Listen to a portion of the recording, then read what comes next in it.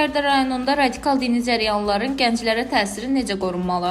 Mövzusunda maarifləndirici tədbirlər təşkil olunub. Tədbir Bərdə rayon İcra Hakimiyyəti, Dini Qurumlarla İş üzrə Dövlət Komitəsinin Yevlax regional bölməsi və Qərbi Azərbaycan Regional Gənclər və İdman İdarəsinin Bərdə rayonu üzrə Gənclər və İdman sektorunun birgə təşkilatçılığı ilə şəhər milli qəhrəman Kərimov adına 4 saylı tam orta məktəbdə keçirilib.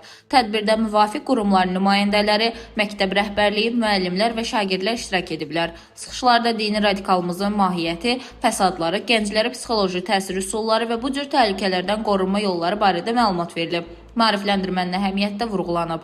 Həmçinin milli mənəvi dəyərlərin qorunması, vətənpərvərlik prinsiplərinin təbliği və gənclərin radikal təsirlərdən uzaq saxlanılması istiqamətində görülən dövlət tədbirlərindən bəhs olunub. Sonda mövzu ilə bağlı film nümayiş etdirilib və suallar cavablandırılıb. Dilbər Vüqar qızı, Bölgə TV.